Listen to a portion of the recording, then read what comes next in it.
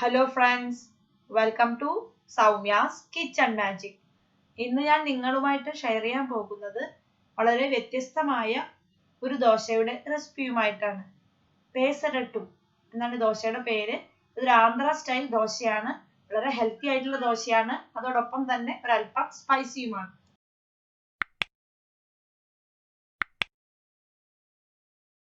ഇതിനായിട്ട് നമുക്ക് വേണ്ടത് 1 കപ്പോളം ചെറുപയറാണ് എടുക്കുന്നത്.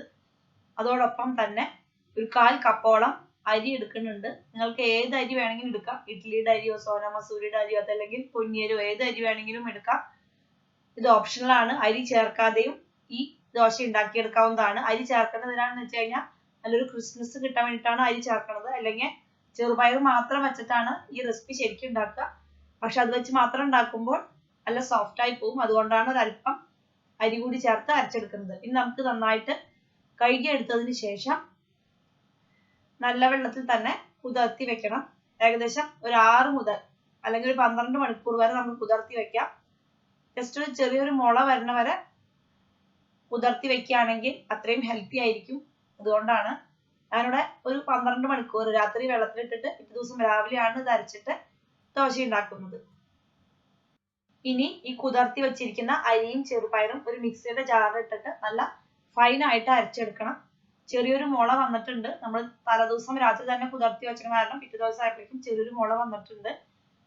നമുക്ക് ദോശയ്ക്ക് എങ്ങനെയാണോ അരച്ചെടുക്കുന്നത് ആ ഒരു കൺസിസ്റ്റൻസിയിൽ തന്നെ വേണം ഇതും അരച്ചെടുക്കാനായിട്ട്.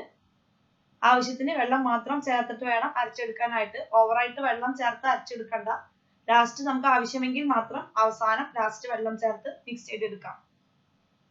ഇനി നമുക്ക് ഈ അരച്ചെടുത്തതിനെ ഒരു പാത്രത്തിലേക്ക് മാറ്റി വെച്ചതിന് ശേഷം ബാക്കി ഉള്ള ചെറുപയറും അരിയും കൂടി അരച്ചെടുക്കാം. അതിന് മുൻപായിട്ട് ഇതിലേക്ക് ഒരു കഷ്ണം ഇഞ്ചിയും അതുപോലെ തന്നെ ഒരു സവോളയും 2 പച്ചമുളകും ചേർത്ത് കൊടുക്കുന്നുണ്ട്. എരിവിനനുസരിച്ച് പച്ചമുളകിന്റെ അളവ് കൂട്ടി കൊടുക്കാവുന്നതാണ്. ഞാനിവിടെ നല്ല സ്പൈസി ആയിട്ടുള്ള പച്ചമുളക് ആയതുകൊണ്ടാണ് 2 എണ്ണം എടുത്തിരിക്കുന്നത്. അതോടൊപ്പം തന്നെ ഒരു സവോളയാണ് ചേർത്ത് കൊടുക്കുന്നത്. സവോള ഇല്ലെങ്കിൽ നിങ്ങൾക്ക് ചെറുള്ളി ആയാലും ചേർത്ത് കൊടുത്താലും മതിയാകും.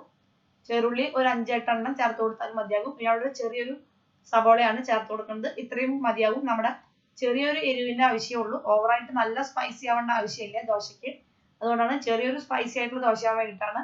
നിങ്ങൾക്ക് ഇതിനോടൊപ്പം തന്നെ വേണമെങ്കിൽ മല്ലിയിലയോ അല്ലെങ്കിൽ മിന്റ് ലീഫോ കൂടി ചേർത്ത് അരച്ചെടുക്കാവുന്നതാണ്. അപ്പൊ നല്ല ഗ്രീൻ ആയിട്ടുള്ള ഒരു ദോശ നമുക്ക് കിട്ടും. ചെറുപയർ ആയതുകൊണ്ട് തന്നെ ഒരല്പം പച്ച നിറത്തിലുള്ള ദോശ തന്നെയായിരിക്കും നമ്മുടെ പെസരട്ടു എന്ന് പറയുന്നത്. നമുക്കിതിന് രണ്ടാമത്തെ ട്രിപ്പ് കൂടി അരച്ചെടുക്കാം. അപ്പൊ നമ്മുടെ കുതിർത്തി വെച്ചിരുന്ന 1 കപ്പോളം ചെറുപയറും അതേപോലെ തന്നെ ഒരു 1/4 ഗ്ലാസ് അരിയും നമ്മൾ അരച്ചെടുത്തിട്ടുണ്ട്. ഇനി അല്പം വെള്ളം കുറവുള്ളത് കൊണ്ട് തന്നെ ഈ മിക്സിയുടെ ജാറിൽ ഒരു അല്പം വെള്ളം കൂടി ഒഴിച്ച് ഞാൻ അത് ദോശമാവിന്റെ കൂടെ തന്നെ ചേർത്ത് കൊടുക്കുന്നുണ്ട്. വെള്ളം അധികം ചേർക്കുകയാണെങ്കിൽ നമ്മൾ ദോശ പാനും ഒഴിക്കുന്ന സമയത്ത് പാനിന്റെ മുകളിൽ നിന്ന് വിട്ടു പോരുകയില്ല. അതുകൊണ്ടാണ് ഒരുപാട് വെള്ളം ചേർത്ത് കൊടുക്കണ്ട എന്ന് പറഞ്ഞത്. പാത്രം തീരെ ചെറുതായതുകൊണ്ടാണ് ഞാൻ പാത്രം എക്സ്ചേഞ്ച് ചെയ്യുന്നത്. ഇപ്പോൾ നിങ്ങൾക്ക് കാണാം ഈ ഒരു കൺസിസ്റ്റൻസിയിൽ വേണം മാവ് തയ്യാറാക്കി എടുക്കാനായിട്ട്. ഇനി നമുക്ക് ഇതിലേക്ക് ഉപ്പ് ചേർത്ത് കൊടുക്കാം. 1 ടീസ്പൂണോളം ഉപ്പാണ് ഞാൻ ചേർത്ത് കൊടുക്കുന്നത്. ചേർത്ത് കൊടുത്തതിന് ശേഷം ഒന്ന് ഇളക്കി യോജിപ്പിച്ചിട്ട് ശേഷം നമുക്ക് ഉപ്പ് നോക്കിയിട്ട് പാകത്തിന് ഉപ്പുണ്ടോ എന്ന് നോക്കിയിട്ട് ശേഷം ആവശ്യമെങ്കിൽ വീണ്ടും ചേർത്ത് കൊടുക്കാവുന്നതാണ്.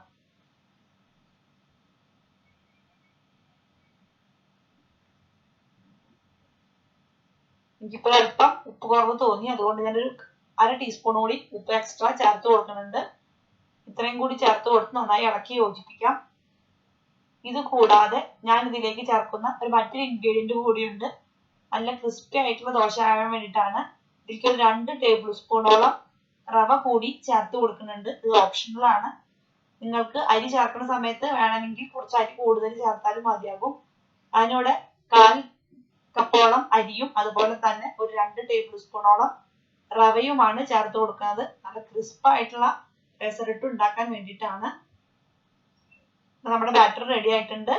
ഇനി നമുക്കിത് ഒഴിക്കാനായിട്ട് ചുട്ടെടുക്കാനായിട്ട് പാൻ ചൂടാക്കി എടുക്കാം. പാൻ ചൂടായി വരുമ്പോൾ അതിലേക്ക് ഒരു കയ്യില് മാവ് ഒഴിച്ചതിന് ശേഷം നമ്മൾ സാധാരണ എങ്ങനെയാണ് ദോശ ചുട്ടെടുക്കുന്നത് അതുപോലെ തന്നെ പരത്തി ചുട്ടെടുത്താൽ മതിയാകും. അതിലേക്ക് സ്വാദിനായിട്ട് ഒരു 1/2 ടീസ്പൂണോളം നെയ്യ് കൂടി തൂക്കി കൊടുക്കുന്നുണ്ട് മുകളിലായിട്ട്.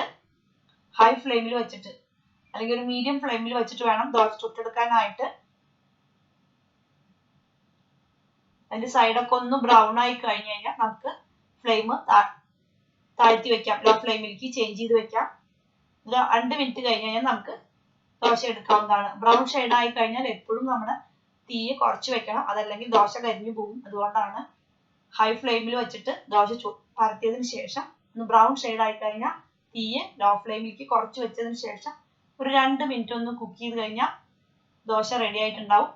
ഇപ്പോൾ നിങ്ങൾക്ക് കാണാം നല്ല ക്രിസ്പായിട്ട് വന്നിട്ടുണ്ട്. എല്ലാ ഭാഗവും കുക്കായിട്ടുണ്ട്. പെസറട്ടുന്റെ നല്ല ചെറുപയർ ദോശയുടെ എല്ലാ ഭാഗവും നന്നായി കുക്കായി നല്ല ക്രിസ്പായിട്ട് വന്നിട്ടുണ്ട് പെസറട്ടു. ഇനി നമുക്ക് ഇതിനെ റോൾ ചെയ്തിട്ട് ചൂടോട് കൂടി തന്നെ സെർവ് ചെയ്യാവുന്നതാണ്. വളരെ ഹെൽത്തി ആയിട്ടുള്ള ഒരു ദോശയാണ്. നിങ്ങൾക്ക് ഇതേ ദോശ തന്നെ നമുക്ക് വേണമെങ്കിൽ ട്രയാങ്കിൾ ഷേപ്പിലും ഫോൾഡ് ചെയ്തെടുക്കാവുന്നതാണ്. ഇത്തരത്തില് ദോശ ചുട്ടെടുക്കുന്ന സമയത്ത് ദോശത്തവയുടെ ചൂട് കൂടി ദോശമാവ് പരത്താൻ സാധിക്കാത്ത ഒരു അവസ്ഥയാണെങ്കിൽ ആ ദോശത്തവയുടെ മുകളിലേക്ക് ഒരല്പം വെള്ളം തളിച്ചു കൊടുക്കുകയാണെങ്കിൽ ദോശത്തവയുടെ ചൂട് കുറയുകയും ചെയ്യും. നമുക്ക് സാധാരണ പോലെ മാവ് ഒഴിച്ച് ദോശ നല്ല ഷേപ്പിൽ തന്നെ പരത്തിയെടുക്കാനും സാധിക്കും. നന്നായി ചൂടായി കിടക്കണ ദോശത്തവയുടെ മുകളിലേക്ക് ദോശയുടെ ബാറ്റർ ഒഴിച്ച് പരത്തിയെടുക്കാൻ ശ്രമിക്കുകയാണെങ്കിൽ അത് നമുക്ക് കറക്റ്റ് ഷേപ്പിലായിട്ട് പരത്തിയെടുക്കാൻ സാധിക്കില്ല.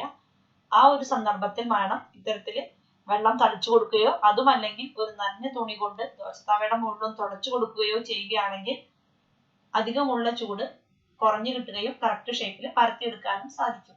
അപ്പൊ നിങ്ങൾക്ക് എല്ലാവർക്കും എൻ്റെ ദോശ ഉണ്ടാക്കാനുള്ള ടിപ്സും അതോടൊപ്പം തന്നെ ഈ ആന്ധ്ര സ്റ്റൈൽ പെസറട്ടു ദോശയും ഇഷ്ടമായി എന്ന് കരുതുന്നു. തക്കാളി ചട്നിയുടെ കൂടെയോ തേങ്ങാ ചട്നിയുടെ കൂടെയോ അതല്ലെങ്കിൽ പുതിന ചട്നിയുടെ കൂടെയോ ഒക്കെ സെർവ് ചെയ്യാൻ പറ്റുന്ന ഒരു അടിപൊളി റെസിപ്പിയാണ് പെസറട്ടു എന്ന് പറയുന്ന ഈ ചെറുപയർ ദോശ എന്ന് പറയുന്നത്. വളരെ ഹെൽത്തിയും അതോടൊപ്പം തന്നെ ഒരല്പം സ്പൈസിയുമായിട്ടുള്ള ദോശ എല്ലാവർക്കും ഒരുപാട് ഇഷ്ടപ്പെടുന്ന ഒരു റെസിപ്പി തന്നെ ആയിരിക്കും. നിങ്ങൾക്ക് ഇത് ചെറുപയർ മാത്രം ഉപയോഗിച്ചും അതല്ലെങ്കിൽ ഇതിനോടൊപ്പം തന്നെ അരിയോ അതല്ലെങ്കിൽ നമ്മൾ സാധാരണ ദോശയ്ക്ക് അരയ്ക്കുന്ന മാതിരി അരിയോ അല്പം ഉഴുന്നോ ഉലുവയോ ഒക്കെ ചേർത്ത് അരച്ചെടുക്കാവുന്നതാണ്. എങ്ങനെ അരച്ചെടുത്താലും വളരെ ടേസ്റ്റി ആയിട്ടുള്ള റെസിപ്പി തന്നെയാണ് ഈ പെസറട്ടു ദോശ. അപ്പൊ നിങ്ങൾക്ക് എല്ലാവർക്കും എൻ്റെ ഈ ഹെൽത്തി ആൻഡ് സ്പൈസി ആയിട്ടുള്ള ഈ പെസറട്ടു എന്ന് പറയുന്ന ചെറുപയർ ദോശ ഇഷ്ടമായെന്ന് കരുതുന്നു. ഇഷ്ടമായെങ്കിൽ please like, share, comment and subscribe my channel Soumya's kitchen magic. Subscribe ചെയ്തതിനു ശേഷം അടുത്തുള്ള ബെല്ലൈക്കൺ കൂടി പ്രസ് ചെയ്യുകയാണെങ്കിൽ ഞാനിടുന്ന വീഡിയോസിന്റെ നോട്ടിഫിക്കേഷൻ നിങ്ങൾക്ക് അപ്പോൾ തന്നെ ലഭിക്കുന്നതായിരിക്കും.